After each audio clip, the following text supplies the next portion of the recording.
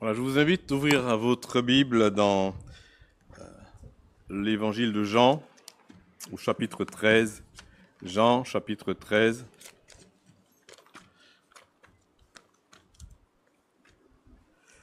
Jean, chapitre 13. Et nous allons lire à partir du verset 1. C'est sans doute l'une des scènes les plus dramatiques, on pourrait dire, de l'histoire de Jésus. Certes, il y a eu la croix, mais là, il s'agit de quelque chose qui se passe dans l'intimité. Que par les portes sont closes et l'Écriture nous ouvre, un peu comme on le voit le mardi soir parfois dans Jean chapitre 17, nous ouvre un accès pour que nous puissions voir et entendre ce que Jésus a fait, parfois a dit dans un cercle bien restreint. Bien restreint. Parfois, quand il y a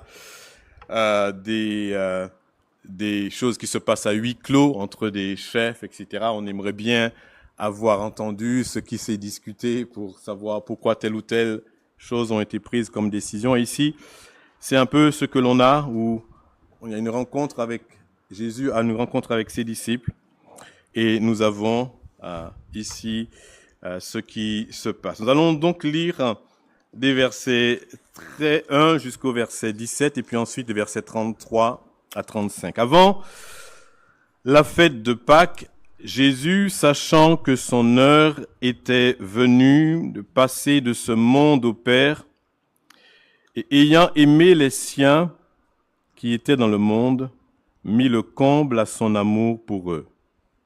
Pendant le souper, alors que le diable avait déjà mis dans le cœur de Judas Iscariote, fils de Simon, le dessein de le livrer, Jésus, qui savait que le Père avait remis toutes choses entre ses mains, qu'il était venu de Dieu et qu'il s'en allait à Dieu, se leva de table, ôta ses vêtements et prit un linge dont il se ceignait. Ensuite, il versa de l'eau dans un bassin et il se mit à laver les pieds des disciples et à les essuyer avec le linge dont il était saint.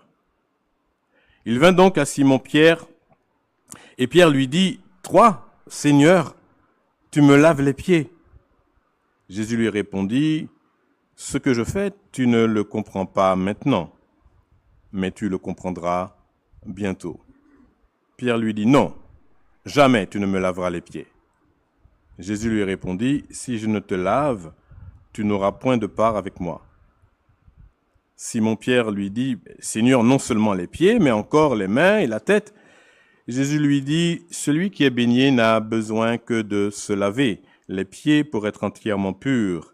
Et vous êtes purs, mais non pas tous. » Car il connaissait celui qui allait le livrer.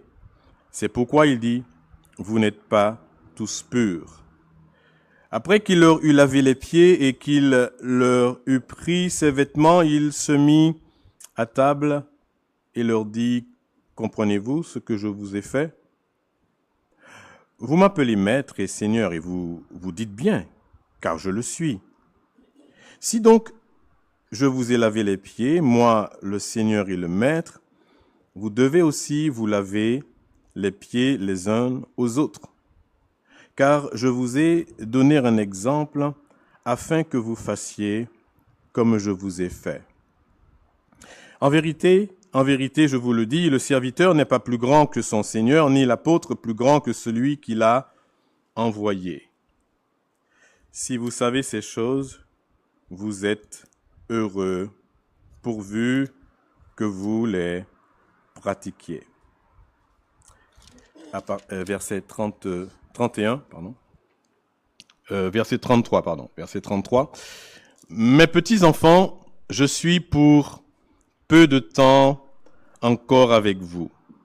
Vous me chercherez, et comme j'ai dit aux Juifs, vous ne pouvez venir où je vais. Je vous le dis aussi à vous maintenant. Je vous donne un commandement nouveau.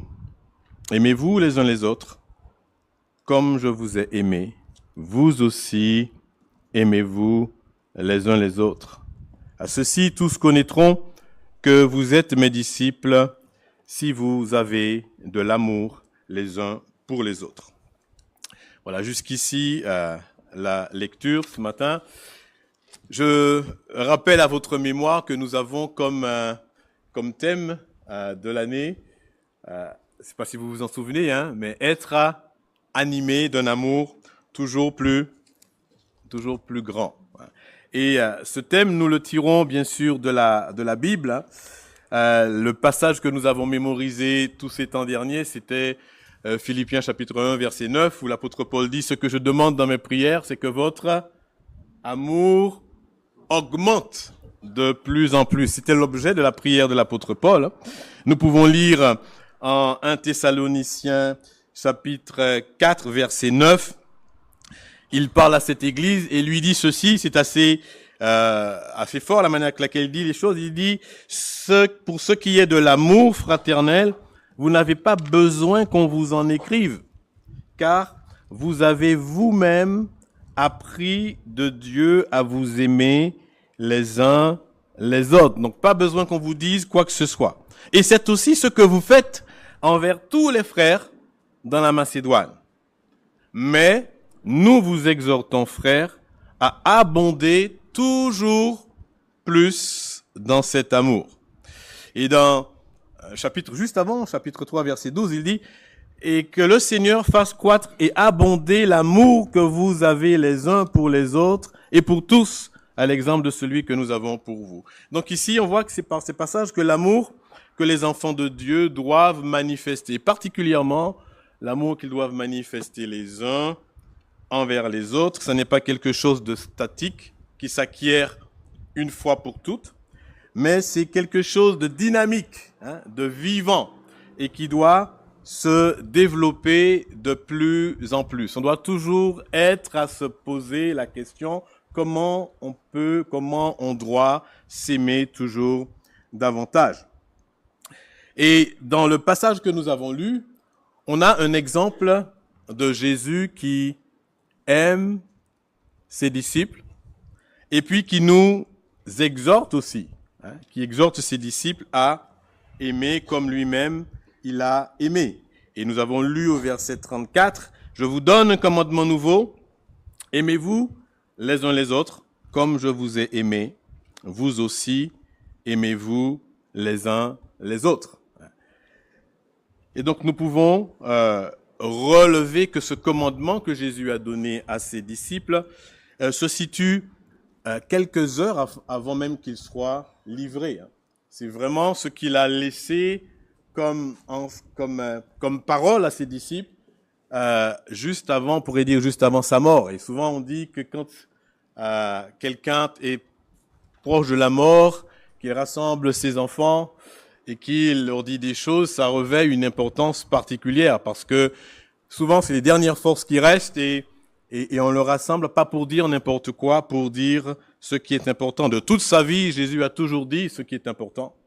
Mais là, en plus, particulièrement dans ces circonstances, il veut apporter à ses disciples ce qu'il y a d'extrêmement important. Et dans ce passage que nous avons lu, ce qui ressort comme chose importante, c'est l'amour qu'ils doivent manifester les uns envers les autres. Il le dit au chapitre 13 ici, mais il le dit au chapitre 15 aussi. Il dit la même chose. C'est ici le commandement que je vous donne. Aimez-vous les uns les autres comme je vous ai aimé. Ici. Alors, ce qu'on veut voir ce matin, il faut que je prenne les flèches dans le bon sens. Non, je vais aller dans le mauvais sens, je pense. Voilà. Ici, c'est mettre le comble à l'amour, vous pourrez ajouter, mettre le comble à son amour pour les frères. C'est ce que Jésus fait ici, et c'est ce que nous sommes invités à faire si nous voulons que l'amour les uns pour les autres augmente de plus en plus. Comment donc mettre le comble à son amour pour les frères? Alors, c'est quoi mettre le comble? Le texte nous dit que Jésus, je reprends un peu dans Jean chapitre 13 ici, au verset 1, il nous dit que Jésus, avant la fête de Pâques, Jésus, sachant que son heure était venue, de passer de ce monde au Père et ayant aimé les siens qui étaient dans le monde, il mit le comble à son amour pour eux. D'autres traductions disent qu'il les aima jusqu'à la fin. Il les aima jusqu'au bout. Alors, c'est pas simplement qu'il les aima, mais il va jusqu'à... D'autres textes disent même qu'il les a aimés jusqu'à l'extrême. Quand on dit mettre le comble à quelque chose, c'est vraiment qu'on a mis une pleine mesure et par-dessus cela, on en a ajouté une autre. On est allé jusqu'au bout de la chose. Et donc, on pourrait voir premièrement que Jésus ici met le comble, a mis... Hop, je vais toujours dans le mauvais sens avec cette flèche, pardon. Ici, excusez-moi. Voilà, Jésus a mis le comble à son amour pour ses disciples. Jésus a mis le comble à son amour pour ses disciples.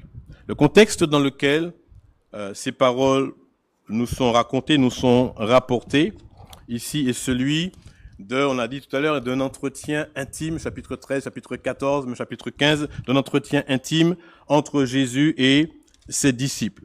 Et on est frappé, enfin moi je suis frappé par cette expression, Jésus ayant aimé les siens qui étaient dans le monde, mis le comble à son amour pour eux. Ça aurait été suffisant de dire Jésus ayant aimé les siens qui étaient dans le monde, et puis continuer, mais là il a aimé et il va jusqu'au bout de cet amour. On sait qu'il ira jusqu'au bout à la croix, n'est-ce pas? Qu'il se sacrifiera pour ses disciples, mais ici le texte nous souligne que il y a une manière particulière dans laquelle Jésus manifeste le comble, met le comble à son amour pour ses disciples. Cette scène se situe dans la chambre haute, et Jean se met un point d'honneur à décrire le contexte dans lequel Jésus accomplit ce qu'il accomplit. La première chose qu'on pourrait voir ici, c'est que Jésus a une pleine conscience, une pleine connaissance de ce qu'il fait ici. Regardez au verset 1, il dit « Jésus, sachant que son heure était venue », et puis au verset 3, il dit « Jésus qui savait que le Père avait remis toutes choses entre ses mains. » Donc ici, ce que Jean souligne d'abord, ce n'est pas ce que Jésus a fait, mais c'est le contexte, on pourrait dire la disposition dans laquelle les choses ont été faites. Et il souligne, premièrement, la connaissance, la conscience que Jésus avait de toutes choses. Il souligne ici la conscience que Jésus avait de son identité. Alors j'ai englobé sous cela plusieurs choses, mais il sait que l'heure est venue pour qu'il passe de ce monde au Père. Il dit qu'il sait, un peu plus loin, qu'il était venu de Dieu et qu'il s'en retourne à Dieu. Il dit aussi qu'il sait que le Père a remis toutes choses entre ses mains. Donc il sait qu'il a toute autorité sur toutes choses.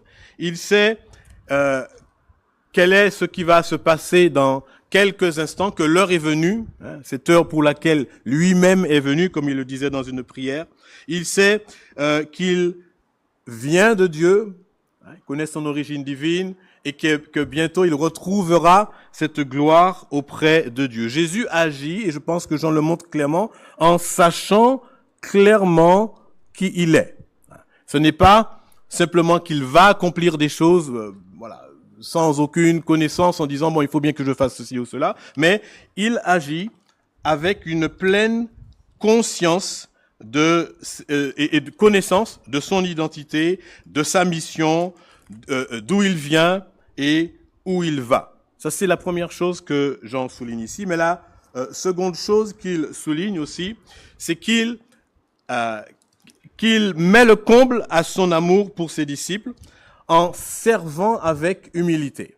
Et Jean établit, je pense d'une part volontairement le fait que Jésus est conscient de tout ce qu'il est, et puis Jésus agit avec humilité en lavant les pieds de ses disciples. Le verset 4 nous dit, ici, alors je lis le verset 4, il nous dit, il y a tout un tas de choses, va au verset 1 à 3, et puis verset 4 dit, se leva de table, ôta ses vêtements, et prit un linge dont il se ceignait. C'est comme si Jean dit, voilà, il faudrait que je vous dise ça d'abord, avant de vous dire ce que Jésus a fait, voici dans quelle disposition, on pourrait dire, d'esprit il est, dans quelle connaissance il a, quelle conscience il a des choses. Et c'est avec cette conscience-là qu'il choisit d'ôter ses vêtements, de se ceindre de linge, de laver les pieds de ses disciples. Et ce qui d'ailleurs va choquer profondément Pierre. Vous vous rappelez sa réaction que nous avons lue. Jamais tu ne me laveras les pieds. Toi, Seigneur, tu me laves les pieds. C'est quelque chose qui ne devrait pas se faire. Et Jésus témoigne consciemment auprès de ses disciples que aimer jusqu'au bout, mettre le comble à l'amour, c'est s'abaisser à servir les autres en toute humilité. S'abaisser à les servir en toute humilité. Qu'est-ce que l'humilité? J'ai cherché dans le dictionnaire. Peut-être vous avez votre définition en tête. Le Larousse, qu'est-ce que ça donne comme définition de l'humilité? L'humilité, pour nous, c'est le sentiment ou un état d'esprit de quelqu'un qui a conscience de ses insuffisances, de ses faiblesses, et qui est porté à rabaisser ses propres mérites, ou à ne pas, on pourrait dire, s'élever. On est conscient que, parfois les gens disent, oui, moi je sais que je suis pas mieux, alors je reste humble, hein, ici. Et quelque part, on a l'impression ici, quand on lit cette définition, que ce que nous entendons la plupart du temps dans le sens de l'humilité, c'est le sentiment que nos faiblesses nous retiennent et nous empêchent de nous élever. On considère nos faiblesses et cela nous empêche de nous élever. On dit, je sais que je suis faillible, alors je me garde de monter sur mes grands chevaux. Mais ce que Jean dit concernant Jésus quand il parle de l'humilité, il ne dit pas que ses faiblesses fait qu'il s'humilie et qu'il se retient. Il dit qu'il a conscience non de ses faiblesses, mais il a conscience de sa grandeur. Il a conscience de qui il est, de ce qu'il fait, d'où il vient, qu'il est Dieu, et d'où il va. Il est conscient de sa gloire à venir. Il est avec une profonde connaissance, il dit, de tout ce qu'il est. Et c'est avec tout cela qu'il choisit de s'abaisser, de s'humilier. Et donc, Jean dit qu'il est, étant en pleine conscience de ce qu'il est, de ce qu'il fait, de où il va, eh bien, il a fait ce qu'il a fait. Et c'est ça qu'il appelle mettre le comble à son amour. La disposition d'esprit du Seigneur, celle qu'il recherche, c'est pas simplement le sentiment d'être retenu pour ne pas s'élever, mais c'est plutôt celle qui pousse à ne pas s'accrocher à ce que l'on est, même si on en a connaissance, et à ne pas s'y accrocher pour être empêché de s'abaisser dans le service. C'est exactement comme cela que l'apôtre Paul parle de Jésus, rappelez-vous, dans Philippiens, au chapitre 2, hein, quand il dit, étant en forme de Dieu, il n'a pas considéré comme une proie à arracher d'être égal avec Dieu, mais il a fait quoi? Il s'est dépouillé lui-même. Quelque part, ce qu'il est n'est pas un empêchement. Il est conscient de ce qu'il est, mais malgré cette conscience, il va s'abaisser et servir ses disciples. Il dit, si donc moi, verset 14, si donc moi, le Seigneur et le Maître, je vous ai lavé les pieds, vous aussi, vous devez vous laver les pieds les uns les autres. Il dit, moi, le Seigneur et le Maître, donc il exprime cette conscience, voilà ce que j'ai fait. Je n'ai pas regardé à cette position pour ne pas m'abaisser à servir. Au contraire, j'ai abandonné cette position pour m'abaisser dans le service. Et voilà donc ce que vous devez faire. Donc c'est cela, on pourrait dire ici, qu'on pourrait définir comme le fait que Jésus mette le comble dans cette situation, dans cette scène, le comble à son amour pour ses disciples. Il les a aimés. il les a aimés dès avant la fondation du monde. Mais là, dans cette situation particulière, avec tout ce qu'il connaît de lui-même, mais tout ce qu'il connaît de Judas. Le texte parle très tôt de Judas qui va le trahir. Il est question du diable aussi, ici. Il sait que ses disciples vont l'abandonner. Il le dit un peu plus tard à Pierre. Il dit, le coq ne chantera pas 3 fois que tu m'auras renié, n'est-ce pas? Il a toutes ces choses dans l'esprit. Et humainement, on aurait pu dire, il dit, bon, c'est le temps de prendre un peu de temps pour soi avant d'arriver à cette étape difficile. Ce n'est pas ce qu'il fait. Avec toutes ces choses dans l'esprit, il ne s'y accroche pas, il s'abaisse et il sert ses disciples. Ça, c'est le premier point que nous voulons souligner ici, que Jésus a mis le comble à son amour pour ses disciples. Il l'a fait en s'abaissant, lui le maître, en s'abaissant pour les servir, eux les disciples, eux les serviteurs. Mais secondement, ici, ce que l'on peut considérer à travers le commandement que Jésus donne, c'est que mettre le comble à son amour, c'est l'exigence de Jésus-Christ pour le chrétien, pour ses disciples, pour celui qui prétend être son disciple. Il dit au verset 34, « Je vous donne un commandement nouveau. Aimez-vous les uns les autres. » Je vous donne un commandement nouveau. Alors le commandement d'aimer, il n'est pas nouveau. On est d'accord, hein? Quand on lit l'Ancien Testament, on trouve déjà dans l'Ancien Testament, dans les Lévitiques par exemple, où il est question d'aimer son prochain comme soi-même, d'aimer Dieu et d'aimer aussi son prochain. Lévitique 19, 18, je vous lis, « Tu ne te vengeras point, tu ne garderas point de rancune contre les enfants de ton peuple, tu aimeras ton prochain comme toi-même, je suis l'Éternel. » Donc les disciples connaissent déjà ces commandements. Mais dans un certain sens, on pourrait dire que ce commandement est nouveau par la dimension que Jésus lui donne ici, par le fait qu'il place ce qu'il a fait pour eux comme un standard de l'amour. Jamais ils n'ont été encouragés ou exhortés à aimer de cette manière-là.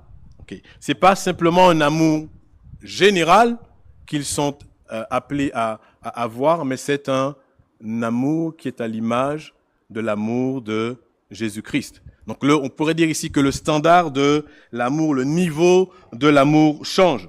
Et ce qui est demandé ici, c'est d'aimer avec la même intensité. Aimer avec la même intensité. Si donc, il disait au verset 14-15, « Je vous ai lavé les pieds, moi, le Seigneur et le Maître, vous devez aussi vous laver les pieds les uns les autres. Je vous ai donné un exemple, il dit, afin que vous fassiez comme je vous ai fait. » Okay, au verset 34, il dit, « Il faut vous aimer comme je vous ai aimé. » Et au verset 14-15, il dit, « Je vous ai laissé un exemple afin que vous fassiez comme je vous ai fait. » Avec la même intensité. C'est ça qui est l'exigence de Dieu pour chacun de ses enfants. Et donc le souci de Jésus, c'est que ses disciples fassent comme lui, qu'ils agissent les uns envers les autres, activement, il dit qu'ils se lavent les pieds, mais c'est pas simplement le geste, mais qu'ils apprennent à aimer avec force, avec des attitudes, des actes qui prouvent vraiment cet amour. Ce matin, on a parlé de l'amour que Christ a pour son Église, et l'apôtre Paul disait dans le passage d'Éphésiens que nous avons lu que le mari doit avoir pour sa femme le même amour. C'est un amour aussi fort, aussi intense, les uns pour les autres. Et cet amour fort et intense, eh bien, il doit se manifester de manière extrême dans le fait que l'on devienne serviteur des autres dans l'humilité. En Galates 5, verset 13, l'apôtre Paul dit, « Frères, vous avez été appelés à la liberté, excusez-moi. Seulement, ne faites pas de cette liberté un prétexte de vivre selon la chair, mais rendez-vous par amour serviteurs les uns des autres. » C'est-à-dire que aimer à l'extrême, aimer, mettre le comble à l'amour, C'est pas simplement, voilà, demeurer dans une généralité. C'est que cet amour doit nous pousser à servir les autres dans l'humilité, à s'abaisser pour servir dans l'humilité. Il ajoute ceci, il dit, car toute la loi est accomplie dans cette seule parole, tu aimeras ton prochain comme toi-même. Mais si vous vous mordez et si vous vous dévorez les uns les autres, prenez garde que vous soyez détruits les uns par les autres. Donc il y a un risque lorsque l'on ne s'abaisse pas à servir les autres, que d'autres sentiments se développent et que l'on finisse par se détruire. Donc il dit ici que mettre le comble à son amour, c'est l'exigence que Jésus a pour ses disciples. Ils doivent le faire avec intensité, mais ils doivent le faire aussi avec la même mentalité que Jésus. C'est pas simplement un geste ou des actions qui sont commandées ici, mais aussi un état d'esprit, une mentalité. Et Jésus met cela en évidence, on le voit au verset 12 quand il dit à ses disciples, « Comprenez-vous ce que je vous ai fait ?» Ben oui, tu nous as lavé les pieds. Mais c'est plus que ça. Derrière ce geste, il y a beaucoup plus que le simple fait de laver les pieds. Il y a quelque chose à comprendre ici, puisque Jésus demande à ses disciples, comprenez-vous ce que je vous ai fait. Donc ce qu'il vise ici, c'est la disposition d'esprit, la mentalité qui conduit au geste. Et on a déjà lu Philippiens, mais je vous le redis, quand il dit que chacun de vous, au lieu de considérer ses propres intérêts, Philippiens 2, 4 à 8, considère aussi ceux des autres. Et au verset 5, il dit, ayez en vous les sentiments qui étaient en Jésus-Christ. Ayez en vous la mentalité qui était en Jésus-Christ. Et après, il montre comment il a aimé dans l'humilité. Il a fait quoi? Eh bien, existant en forme de Dieu, il n'a point regardé son égalité avec Dieu comme une proie à arracher, mais il s'est dépouillé lui-même en prenant une forme de serviteur et en se rendant semblable aux hommes. Il a paru comme un vrai homme, il s'est humilié lui-même, se rendant obéissant jusqu'à la mort et même jusqu'à la mort de la croix. Il dit, voilà, il n'a pas regardé à ce qu'il ne s'est pas accroché à ce qu'il était, mais il s'est rendu serviteur. Donc vous devez avoir la même mentalité. Jésus dit à ses disciples, je suis le maître, je ne me suis pas accroché à cela, je me suis abaissé pour vous servir. Vous devez être animé, comprendre que vous devez être animé de la même mentalité. Donc ce que le Seigneur exhorte ses disciples à faire, ce n'est pas tant d'être humble au point de ne pas se vanter de quelque chose. On dit que la Bible dit que l'amour ne se vante point, d'accord? Il ne s'enfle point d'orgueil. C'est pas simplement le fait de ne pas s'enfler d'orgueil. C'est le fait de ne rien laisser qui constitue une proie à laquelle je vais m'accrocher et qui m'empêche de m'abaisser, de m'humilier et de servir. Et il y a beaucoup de choses qui peuvent constituer pour nous des proies, des choses que nous avons, dont nous avons conscience, d'accord, mais auxquelles nous nous accrochons. Ça peut être simplement notre origine, parfois c'est notre travail, okay. Parfois c'est le fait d'avoir raison. Combien de fois des situations pourrissent parce que nous avons raison, et c'est vrai peut-être que nous avons raison. D'accord ? Mais on voit ça comme une proie à arracher. On a conscience que l'on a cette raison, mais on n'est pas prêt à, comme le Seigneur, à délaisser cela pour s'abaisser et servir les autres.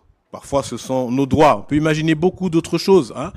Le refus enfin, c'est pas moi qui ai commis la première faute et on refuse de se pardonner. On ne veut pas s'humilier parfois pour aller vers l'autre et demander pardon, parce qu'on est certain qu'on est dans notre droit, dans notre bon droit. Il y a beaucoup peut-être d'autres choses qui peuvent être des empêchements, n'est-ce pas, des choses qui sont parfois des réalités. Peut-être parfois c'est notre niveau d'études, ou peut-être le pays d'où on vient. Peut-être, hein, parfois on va dire, moi ici, je suis français, moi, monsieur. Il y a des gens qui disent ça, moi, on est, voilà. Hein. Et puis, c'est comme ça. Et oui, peut-être que c'est une bonne chose, c'est vrai, c'est une réalité, c'est une belle chose d'être français, anglais, américain, même martiniquais. Hein. Mais est-ce que ces choses doivent constituer parfois des proies que l'on cherche à maintenir et qui nous empêchent peut-être d'aller vers d'autres. Hein. Je me souviens que au début là, de la propagation de l'Évangile, lorsque il y a eu une persécution qui a dispersé les croyants, eh bien, il est dit que les Juifs dispersés allaient d'abord auprès des Juifs, hein, pour leur annoncer l'Évangile. Mais il y a eu quelques-uns quand même qui ont osé aller vers les païens. Parfois, vous voyez, d'où on vient fait qu'on a cette tendance à aller que vers certaines personnes. On ne veut pas parfois s'humilier pour aller aussi vers d'autres. Donc, c'est important de considérer cela. Ce que Jésus dit à ses disciples, il dit que pour aimer, vous pouvez dire jusqu'au bout, jusqu'à l'extrême, il faut chercher, demander au Seigneur, qu'est-ce qui dans ma vie constitue une proie et qui peut à laquelle je m'accroche et qui peut m'empêcher de m'abaisser pour servir les autres. Et il faut se le demander parce que mettre le comble à son amour pour les frères, c'est ce que Jésus-Christ nous commande. C'est un commandement. On n'a pas le choix, ce n'est pas une option. Il dit, je vous donne ce commandement. Et s'il le donne, c'est parce qu'il s'attend à ce que ses disciples le mettent en pratique. Qu'il aime comme lui, il a aimé avec la même intensité et avec la même disposition d'esprit, avec la même mentalité. Et puis troisièmement, ici, on veut considérer que mettre le comble à son amour aussi, c'est la marque distinctive du véritable disciple de Christ. Regardez au verset 35, Jésus dit, « À ceux-ci, tous connaîtront que vous êtes mes disciples, si vous avez de l'amour les uns pour les autres. » Jusque-là, on pouvait dire que les disciples de Jésus, on pouvait les reconnaître simplement par le fait qu'ils suivaient Jésus. Ils étaient tout le temps avec Jésus. Il y avait une certaine proximité avec lui. Et on pouvait de loin dire, voilà, ce sont les disciples de Jésus. Mais Jésus est sur le point maintenant de partir. Il est sur le point de les quitter ici. Il va s'en aller. Et il veut leur laisser ce qui sera la chose la plus importante, la marque la plus distinctive de leur relation, de dépendance, le fait qu'ils sont ses disciples.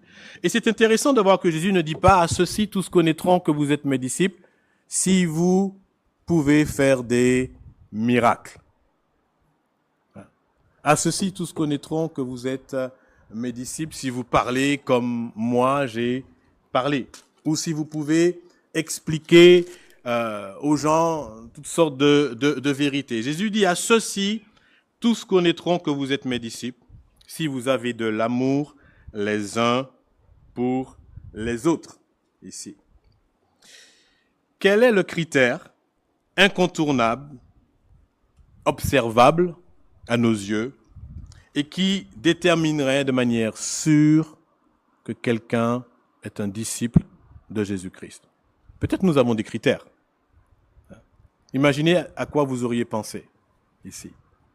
Dans la chambre haute, dans une atmosphère profondément lourde, à quelques heures même de la crucifixion de Jésus-Christ, eh bien, ce qu'il dit à ses disciples, il dit, voici une chose qui est d'une extrême importance et que je veux que vous fassiez. C'est un commandement nouveau que je vous donne. Il dit, aimez-vous les uns les autres comme moi je vous ai aimé.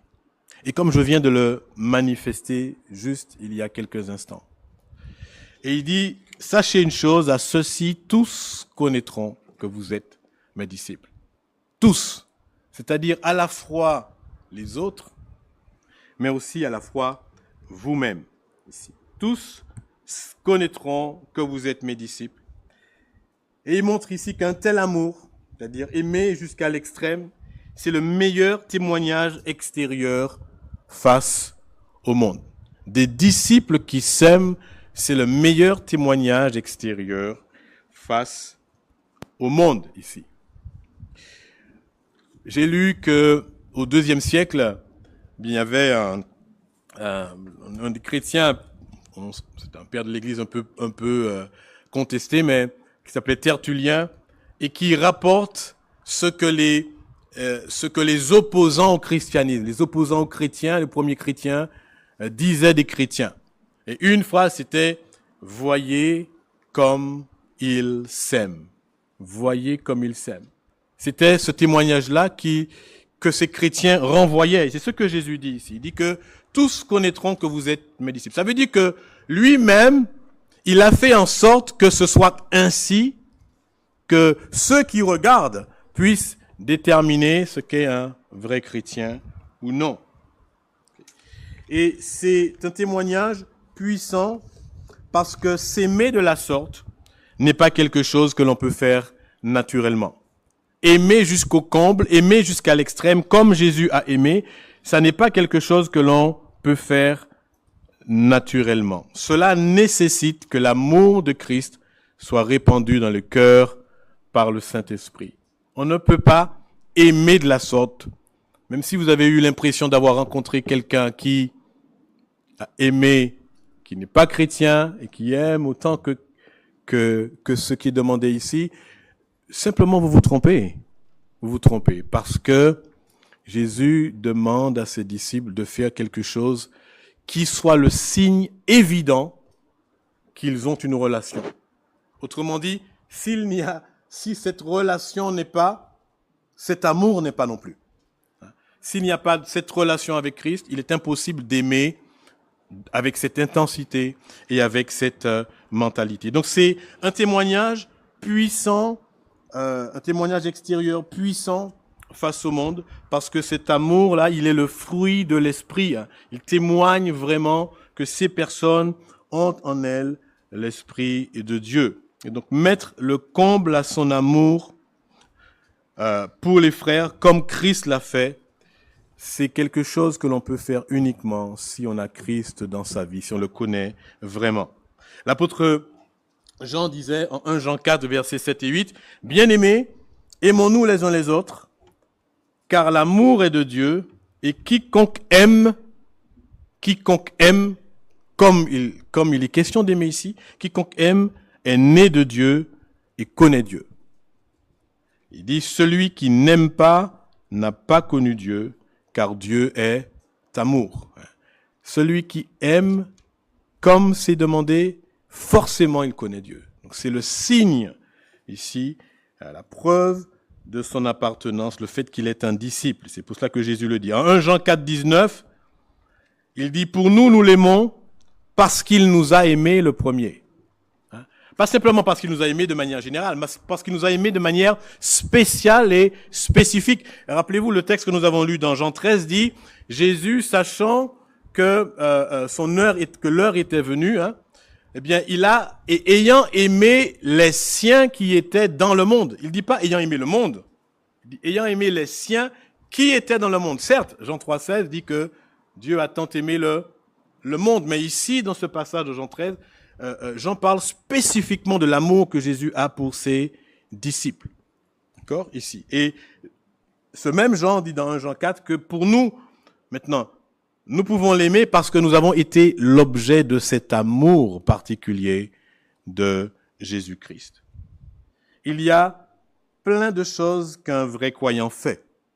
Il lit la Bible, il prie, il adore, il essaie de mener une vie droite, une vie sainte, il cherche à se détourner du péché. Mais le signe indiscutable de la relation à Jésus, ici, est l'amour jusqu'au bout pour les frères. Parce que cet amour jusqu'au bout ne peut provenir que du Seigneur. Un tel amour est un témoignage extérieur face au monde, mais c'est aussi un témoignage, c'est le meilleur témoignage intérieur face à nos doutes. C'est le meilleur témoignage face à nos doutes, Jésus dit, tous connaîtront. Il dit pas seulement les gens du monde vont connaître que vous êtes mes disciples. Il dit non, à ceux-ci, qui sont ceux qui vont connaître? Tous connaîtront que vous êtes mes disciples. C'est-à-dire, même dans le milieu des autres croyants aussi, vous-même, vous connaîtrez, vous aurez l'assurance que vous êtes mes disciples, parce que vous allez voir cet amour pour les autres se manifester en vous. 1 Jean 3, 18, 19 dit « Petits enfants, n'aimons pas en parole et avec la langue, mais en action et en vérité. Par là, nous connaîtrons que nous sommes de la vérité et nous rassurerons nos cœurs devant lui. » 1 Jean chapitre 3, versets 18 et 19. Il dit, on ne doit pas aimer simplement avec des mots, je t'aime, ou alors, oui, il faut qu'on s'aime, etc. Non, il dit, faites-le avec des actes, comme Jésus l'a fait, en action et en vérité. Et il dit, c'est par là, nous allons acquérir une connaissance que nous sommes dans la vérité, et nous rassurerons, nous aurons l'assurance. Donc c'est la meilleure assurance, c'est le meilleur témoignage que nous pouvons avoir dans nos cœurs concernant notre relation avec Dieu. L'amour qui ne se limite pas en parole, mais qui va plus loin. L'amour qui ne regarde pas à ce que l'on peut avoir comme privilège, mais qui s'abaisse pour servir les autres. J'ai trouvé cette citation de Thomas Watson qui disait à propos de ce verset que nous devons aimer en action. Il dit « L'amour qui est fin, l'amour qui est qui est simplement feindre, du verbe feindre, quoi. Ici, il dit voilà, on est en train de faire croire que l'on aime. Il dit l'amour qui est fin est comme le feu peint, qui est peint. Il ne chauffe jamais. Et vous avez déjà vu cela. Il y a des gens qui achètent à l'époque, c'est pas maintenant, il y avait des vidéocassettes qui existaient avec, vous mettez ça dans le magnétoscope et sur la télévision, vous avez une cheminée. Et vous avez pendant 2 heures, vous pouvez regarder, avoir sur votre télévision un feu de cheminée, vous entendez le bruit, vous entendez tout ça. Mais la seule chose qui manque, c'est la chaleur.